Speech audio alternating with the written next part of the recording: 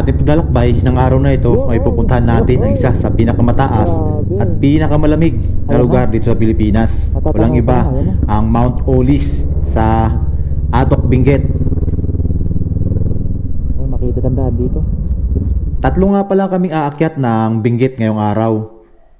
So alas 4 pa lang ng madaling araw, aalis na kami dito sa Cavite ni Jonski Motovlog ang kasama ko ngayon. At ang pangatlo naman ay si Kuya Donnie na magmumula naman sa Ordanita, Pangasinan. So mula dito sa Cavite ay kailangan namin mag-travel ng mahigit kumulang 4 na oras para marating namin ang kinaroroonan ni Kuya Donnie at doon kami mag-aalmusal bago kami tumuloy ng Atok, Benguet. Tapos diretso na tayo. Ang tagpuan namin ni Sir John, ang meet up place namin is Pag-asa, Shell Pag-asa ng Molino. So may pa ako, almost 1 hour pa ako spare time para bumiyahe papuntang Molino, So first time kong umakyat ngayon ng Atok, Benguet. Let's go na. Madilim pa ang daan. Tayo Pag-asa, Shell Pag-asa ng Molino. Pag-asa, let's go. Ayan, nandito na tayo sa Shell Pag-asa dito sa may Molino. Tayo na lang natin si Sir. Nakapag-message na ako sa kanya. Nag-full tank na rin ako. Ayan, si Bagwis, full pack. Ay, full pack tayo ngayon. Ayan, si Bagwis, dami natin. Meron tayo ditong dalang camping chair. Tapos sa kabila naman meron tayong dalang table, camping table, portable table. So ito, tent. Ito yung tent. Yung naman ng mga box natin isa yung mga iba pang accessories natin sa pagka-camping. So ayan, dito na si Sir, si Sir John. So tuloy na kami. Sige po. Sige. Sana gumana yung ating dito. RFID. Pag hindi, kasi yun ang lagi natin problema yung RFID. Ayun. Naman yun, yehey.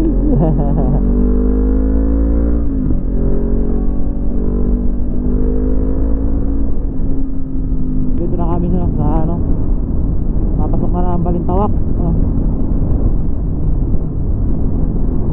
Panord Expressway na kami. So oras natin is 5:16.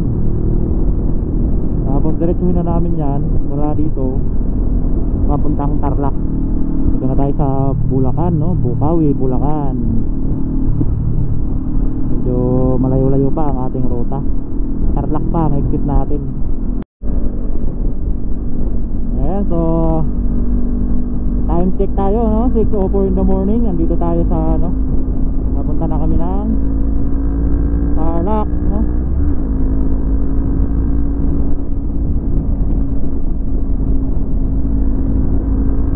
Ito magkakalaman kung magkano nga ba ang ating babayaran. Alam mo yatang 1,000,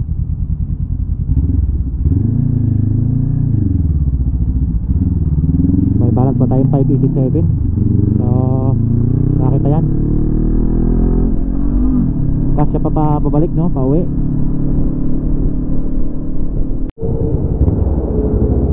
Dito na kami sa bahay nung ni Sir. So good morning. Dito na kami. Yun, ganda ng XSR ni Sir, bagong bago. Naka-ready na rin siya, yung kintab pa. Ganda ng lugar nila dito. Ang lawak na kanyang parada.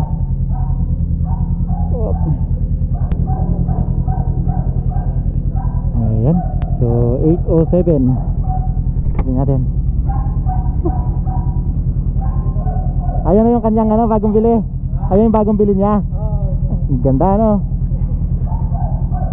XSR, Yamaha. So ayan, tayo lang tayo dito dito daw kami mag-almusal. Ayan, so gear up na kami. Tatlo na kami ngayon kasama si Sir. Saka si yun. Ayan, si Sir is naka XSR Yamaha 700. Tapos naka CD500X kami ni Sir, dalawa. Ayun, gear up na ulit. At aakyat na kami ng Canon. Sa Canon kami dadaan. So sana hindi malalim ang ngayon dun sa may ginawang ano no, diversion road no, doon sa kasi may ginagawa yatang ano na may nag-landslide dun sa Kinon, meron daw yun. Hinala natin mag-divert doon sa kabila, sa baba ay river crossing. So sana hindi malalim ang tubig ngayon. Mainit naman para hindi tayo mahirapan tumawid no, mabasa yung paa natin. Yung boots ko ano pa naman to, hindi siya waterproof pero may zipper kasi sa gilid. Ayan, so ready na, si sir nakagarap na rin. Oh, picture. Ayan. Sunod lang tayo sa kanila kasi hindi ko kabisado yung daan. Yung ating Insta360 na lumuluwag yung kanyang stem no.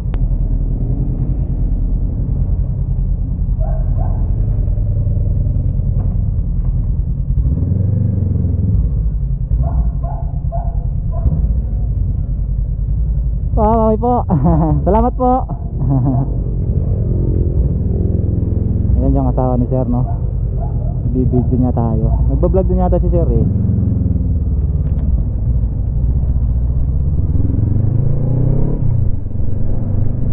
Ayan, so jump off no, so Kinon Road may sir na una. Sunod-sunod lang tayo sa kanila kasi hindi ko kabisado yung daan, sila yung nakakalam sa daan.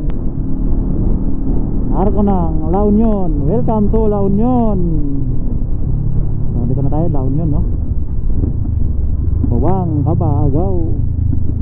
Ilang sandali lang sa pagmumotor ay narating na namin itong arko ng Mountain Province. Ito na yung entrance paakyat ng Kinon Road. Ang napakaganda ngunit napakadelikadong kalsada paakyat dito sa Mountain Province. So tara, sabay nating akyatin, at kahit makailang beses na akong dumaan dito ay nag-i-enjoy pa rin ako at na-miss pa rin talaga ako sa lugar na to. Picture. So yan. Dito pagbunukan, ang ganda oh. District Highway, boundary, Kinon Road. So ito na, dito na tayo sa Kinon Road ng Baguio. Wow, grabe.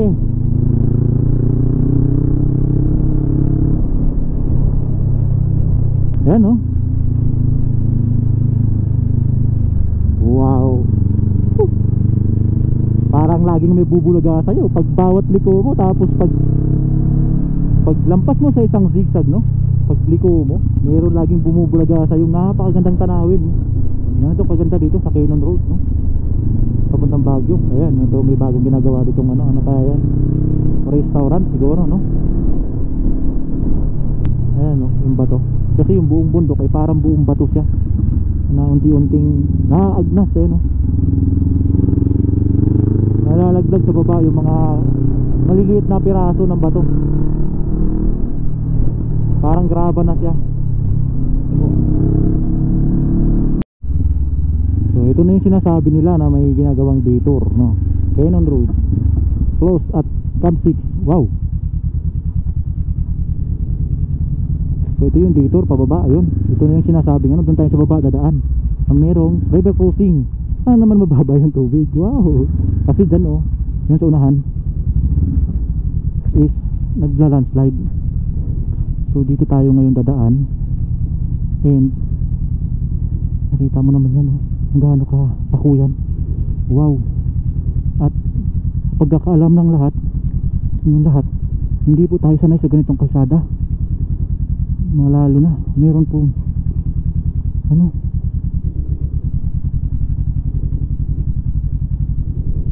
meron pong sasakyan sa harapan natin. Hindi tayo pwedeng, kung wala sana, pwedeng dahan-dahan lang tayong padaos-dos no, pero may sasakyan po.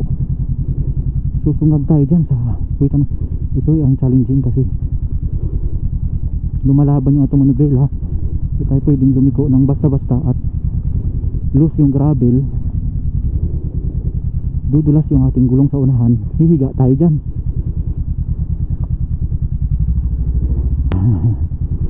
Ayun, ano sila sir, bulin natin sila sir. Wow.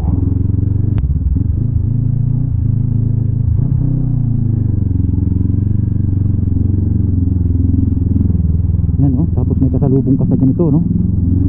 Oops, mamasyo tayo sa kanal. Wow. Woohoo. Ay, thank you Lord. Ayun, semento na. Woohoo. Thank you Lord. Ito na, dito na tayo sa Lions Head, no? Detour lang kami dito. Hanap kami ng parking doon sa may dulo. So dito tayo sa may Lions Head. Wala kasi maparadahan doon. Masikip yung daan, tapos may mga malalaking truck. So dito tayo paparada. Ayan.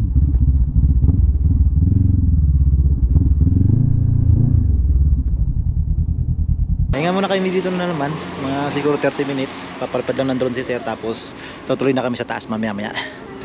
Hit pa kami dito sa Lions Head, no?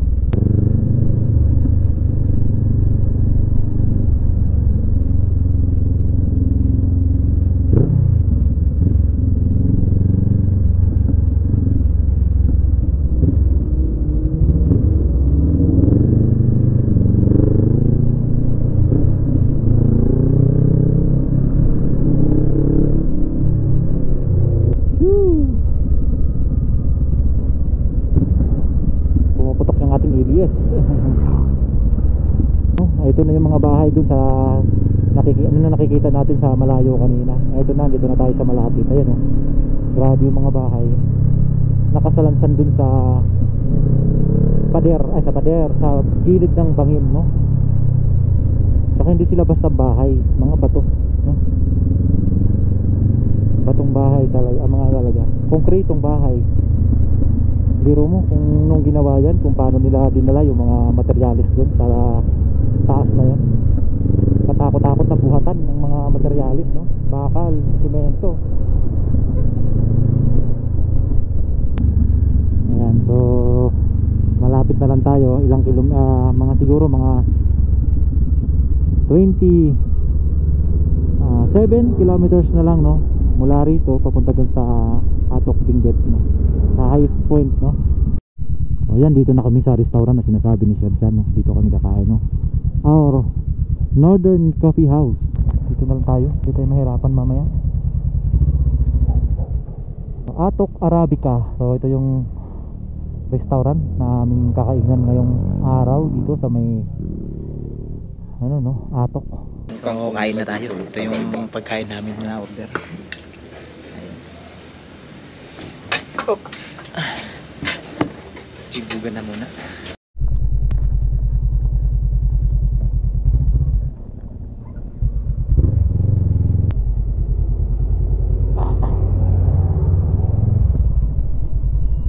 Ayan. Papunta na tayo ng highest point, no?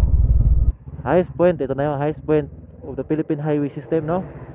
Ito na siya. Ayan, no? Highest point of the Philippine Highway System. So walang park. Hanap tayo ng park. May truck sa likod. Iyon. Ayan. So picture lang kami dito, kunting video. Ayan. So ito yung highest point ng Atok Benguet, no? Highest point ng Highway System of the Philippines. Nandito na tayo. Kung noon nakikita na natin sa mga vlog. Ngayon ay nandito na tayo mismo. Tayo na mismo yung nandito para saksihan kung gaano kaganda itong highest point. Woo! Grabe! Video dito. Ayan, yung bundok. Wow! Sobrang ganda. Kita nyo naman sa baba, Ayan, ito yung highest point dito sa Atok Benguet, no? Ng Highway System of the Philippines. Ito yung the second highest point. Tapos diretso na kami doon. Ito na mismo, ayan, liliko na tayo dyan. Yun,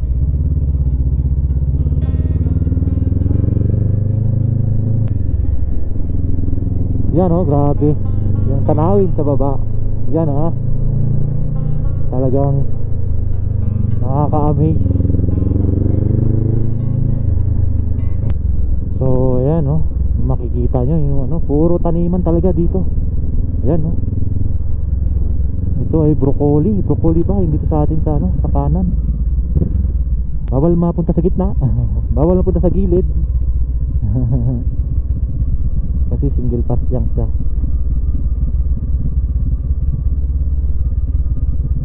Ano pag may kasalubong tayong 4 wheels dito, may napasok pang 4 wheels dito.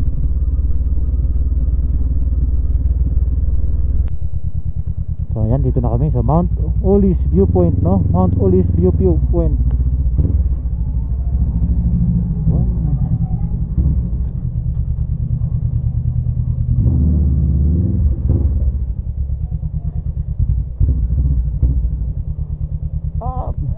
Ha? Oo nga. Ito yung reception area niyan. Basta kompleto kayo ng gamit. Yan. Kasi kung Meron dito mga souvenir na natitinda. Sinanana yung ano. So camping, Limited lang. kaya hindi pwede may 350 kainan dito. sa camping. So ang dator 100 yung ano, 100 yung dator entrance. Tapos 350 for camping, no. Pag nag-pitch kayo ng tent dito. So 350, tapos free na yung 5 and below. 6 and above is 100 entrance, no. Ayan. Ang PWD is 80, no. Meron silang ano, discount. Ayan. Diretso na tayo dun sa parking lot, no. Lang parking lot. Tapos natin bayaran yung ating mga expenses dito, no. 350 lang naman. So ayan, no, ganda ng view dito sa Mount Ulis. Ayan yung view, oh. Kita nyo naman, tsaka ang ganda ng mga bulaklak, oh. Ayan, oh. Yan yung mga motor namin, dyan lang yan. So may kunting trek, siguro mga 10 minutes daw trek papunta dun sa spot ng pagkakamp na natin, no? Campsite. So malapit lang yan.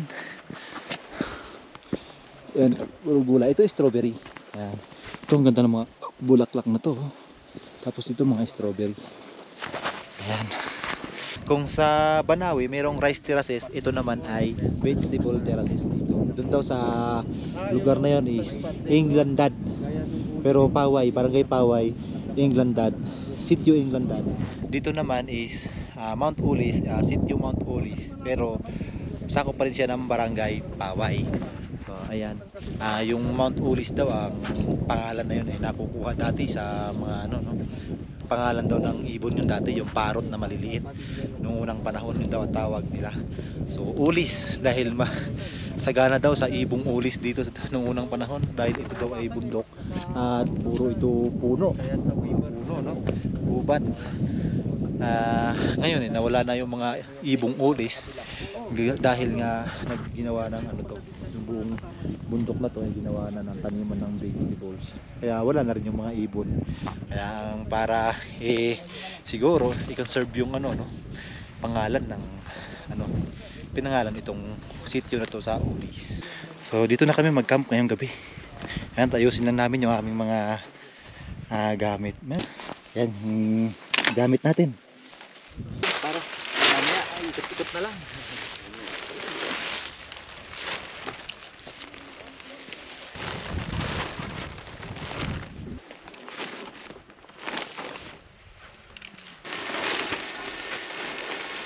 Natayo na natin ang ating tent. So secure na lang natin mamaya. Talian na lang natin siya. Ayan.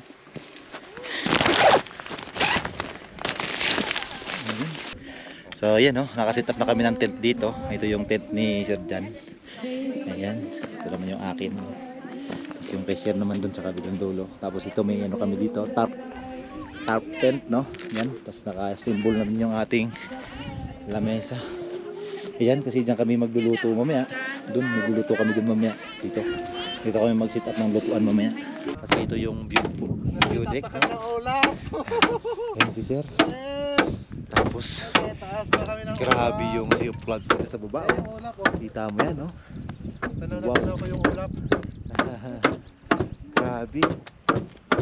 Tapos sobrang taas pala ng lugar na to. Ano kung gaano kataas yan, no? Ayan, no? Ayan, meron din dito sa babang ano, vegetable terraces. Yan. So nakakamiss yung lugar na to. Tapos dito ginagawa pa nila yung ano, kaduktong ng view deck. So hanggang doon to gagawin nila hanggang sa dulo. Naka-time lapse si ayan si Sir. Oh, selector yung ano natin. Kung gusto niyo pumunta rito, dito kayo sa kanilang page, no? Mount Olis Mount Viewpoint. Olis Viewpoint Tapos, po. pabook na kayo kay Sir, ayan. Ah. Book na kayo para pagdating nyo dito ay meron na Hindi kayo naman, agad pwesto. hindi naman seryosong booking para ano lang, ma-monitor ko lang kung ilan talaga yung bilang nung mga magkakamping. Magka-camp, ano. Ayun. So, pero pwede pa naman namang walk-in. Kasi, Friendly naman kami dito. Hindi naman kami ano. Saka malawak yung space nila, Oo, Sir. malawak naman yung space natin. Doon sa kabila, Sir, meron pa spot doon, ano? Meron, Yung spot ni J4. nila Idol J4, silipin natin. Tingnan mo doon. Ah, silipin Marami natin sila sila. doon. May nagka-camp din doon? Nag-aantay sila ng sunset. Wala eh. Oo. Sige, puntahan natin. So, puntahan natin yung spot. Ay, paalis na sila. Ay, umalis na sila. Yung spot na sinasabi ni Sir, yung spot ni Idol J4. So, puntahan natin. So, dito daw si Idol J4 nagka-camp. Ayan, ang dami nila. Ayan, naghihintay sila ng ano, no? Sunset. Kaso wala nang sunset ngayon kasi grabe yung ulap po. Kahit kami, nabigo rin kami sa sunset. Hindi na kami umabot. Hindi umabot. Wala kaming inabutan pala. Wala nang sunset na mangyayari. Kaya bukas na lang kami aasa kung magkakaroon man ng sunrise, no? Yan, may daan ba dito? Parang meron. Ayan, so dito, kung gusto nyo mag-camp pa dito party, meron din dito. Pwede pong mag-camp dito sa party na to. Ayan. Kung akit kayo dito guys, sa may highest point ng highway system of the Philippines, malapit lang to dito. Malapit lang tong Mount Olis. Search nyo lang sa Google, searchable naman siya. Mount Olis, huwag nyo palalampasin. Napakalapit na lang to sa highest point ng highway system of the Philippines, no? Malapit lang to, kaya kung nandito kayo, huwag niyong palalampasin tong pagkakataong puntahan tong lugar na to. Napakaganda. Yung vegetable terraces lang pa lang, oh. Ayan. Grabing gandang tingnan. Tapos dito, sabi ni Sir, mas dito, mas malamig.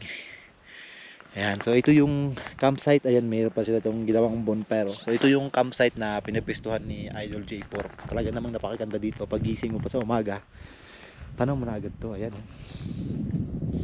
Yan. Yan, oh. Napakaganda ng tanawin rito. So ayan yung pinaka dinarayo dito.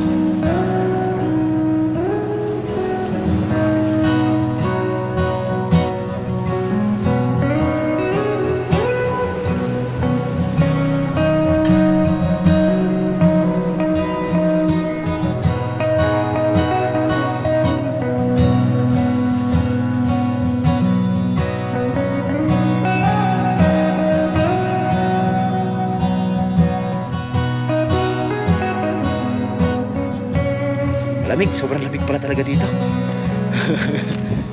Isuot ko nga aking suot ko nga isang sweatshirt. Naka-jacket na ako pero Malamig pa rin eh. Ayan na. Sibog na kami. Ayan yung pagkain namin, tinapay, tsaka noodles. Ayan. Nakasalang pa yung sabaw doon. Tinapay. Yung pansot, malamig na yung pansit. Malamig na. Ayan, so tibog muna kami. Sobrang lamig. So, ayan, 8 na ng gabi, no? So, tutulog na kami. Tapos namin kumain. So, aming mga gamit, iwan lang muna dito. Kasi gagamitin pa namin yung iba bukas. Luluto pa kami. Ayan.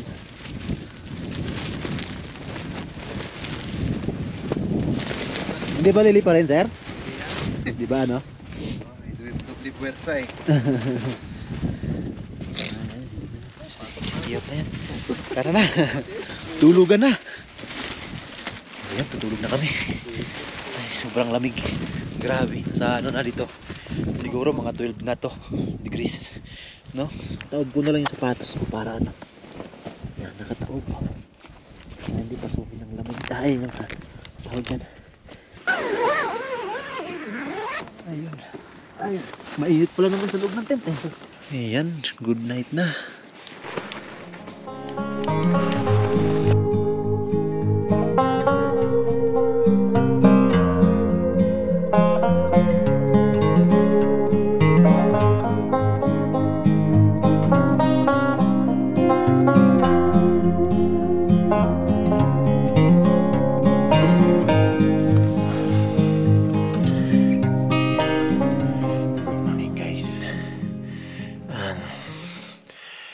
is now 5:30 in the morning and yes, yung lamig, sobrang lamig pa rin.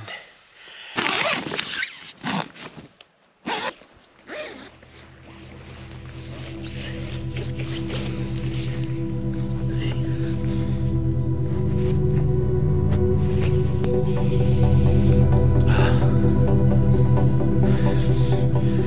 Sobrang lamig pa rin, grabe. Kahit medyo pumutok na yung araw. Sir.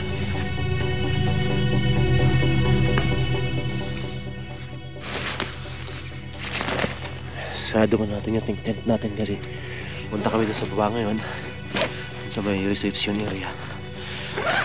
Makikikape kami muna doon. Ayan. Isa kang jogging doon. Sobrang lamig pa rin, grabe. Lamig. So, good morning internet. This is Mount Otis look like in the morning, no? Grabe yung sea of clouds dun sa kanila. Kita na yung pulag. And then, ito yung mountain back. Yung pulag, tsaka dun yung Baguio City sa kabila. Yun.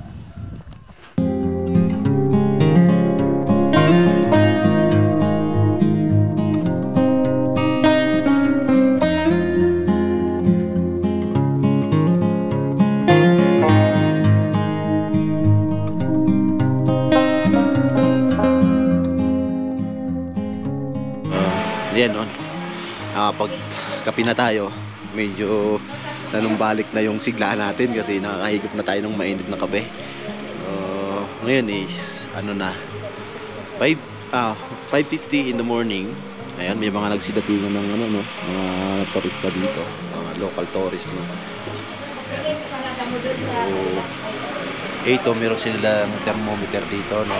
Ayan, kung makikita natin, ayan. So, yung pula, kung makikita mo, nandito tumapat yung ano, pula. So, ayan ay 8 degrees Celsius. So, yung umaga, 8 degrees Celsius. Kaya na namin lumabas ng tent. How much more nung kagabi. Nandun kami sa tuktok, doon sa may campsite. Talagang hindi mo makayanang lumabas ng tent. Sobrang lamig kahit sa loob ng tent. Grabe, napakalamig. Kaya siguro nasa mga 5 or 6 na ang lamig nun. Kasi ngayon, malamig pa rin, sobrang lamig pa rin. Pero at least, nakakayanan na namin lumabas, no? Pero yung suot namin is 3 layer na to. Kasi may t-shirt ako, may sweatshirt, tapos naka-jacket pa ako. At itong jacket na to is, nabili ko to sa Taiwan. Ito ay normal jacket, pero pwede na siya sa panlamig. Kasi may ano siya, parang may, anong tawag doon, may far sa loob. Ayan. So, ganyan kalamig dito sa mga Otis.